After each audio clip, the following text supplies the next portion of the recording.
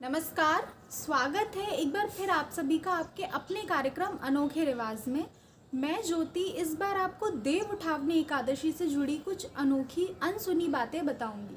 वैसे तो देव उठावनी एकादशी के बारे में सभी जानते हैं, लेकिन ये शुरू कैसे हुई, इसका महत्व क्या है, ये कैसे मनाई जाती है, इस पर आज हम चर्चा करेंगे। देव उठावनी एकादशी कार्तिक मास की एकादशी को यानी कि दीपावली से ठीक 11वें दिन मनाई जाती है। जैसा कि इसका नाम है देव उठावनी, जिसका मतलब है देवों को उठाना।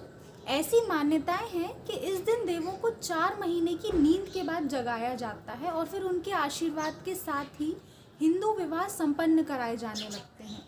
इस दिन सहारक का पहला विवाह तुलसी शालिग्राम विवाह कराया जाता है। अब जानना ये है कि देवों को उठाने की परंपरा आखिर शुरू कैसे हुई और तुलसी विवाह आखिर क्यों कराया जाता है।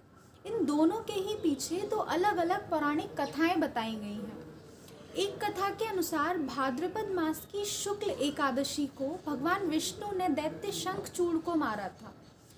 उसको मारने से पहले उनका लंबे समय तक उसके साथ युद्ध चलता रहा और युद्ध समाप्त होने के बाद भगवान थक कर क्षीर सागर में जाकर सो गए थे और फिर सीधे कार्तिक मास की शुक्ल एकादशी को जागे। तब सभी देवी देवताओं ने भगवान विष्णु का पूजन किया। तब से इस एकादशी को देव प्रबोधिनी एकादशी भी कहा जाने लगा। ऐसा माना जाता है कि इन 4 मास की अवधि में भगवान निद्रा में होते हैं, तब तक सारे शुभ कार्य रुके रहते हैं और इसी एकादशी से शुरू होते हैं।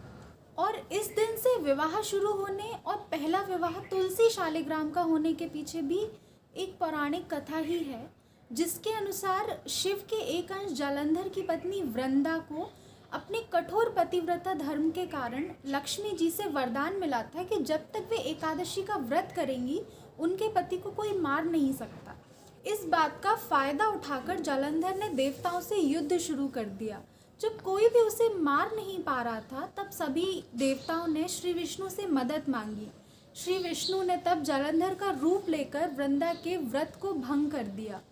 वृंदा के सतीत्व भंग होते ही जालंधर मारा गया और वृंदा को जब इस छल का पता चला, तब उन्होंने श्री विष्णु को पत्थर का हो जाने का श्राप दे दिया। लेकिन लक्ष्मी जी की प्रार्थना पर उन्होंने उन्हें श्राप मुक्त कर दिया और जालंधर के साथ सती हो गई।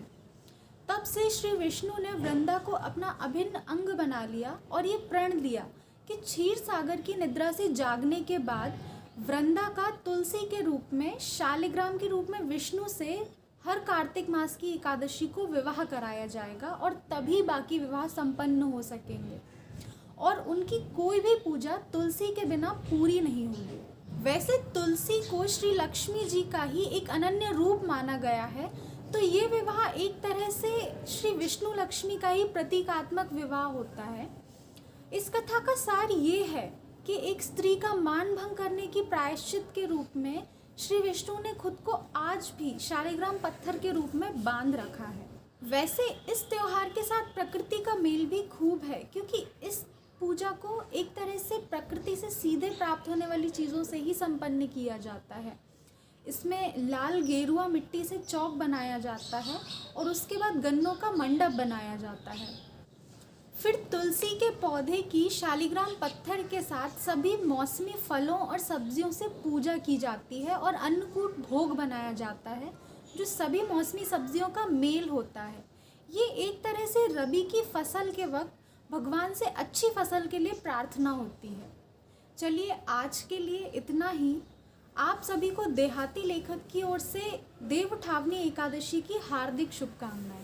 हो सकता है ये त्यौहार आपके यहाँ किसी और तरीके से मनाया जाता हो। जैसा कि मैं कहती हूँ कि हमारे देश में त्योहारों को मनाने के तरीके अलग हो सकते हैं, लेकिन भावना हमेशा एक होती है। इस त्यौहार से जुड़े अपने विचार हमें कमेंट सेक्शन में बताएं ज़रूर। मिलते हैं फिर अगले रविवार को किसी और रिवाज या प्रथा के साथ। धन्यवाद।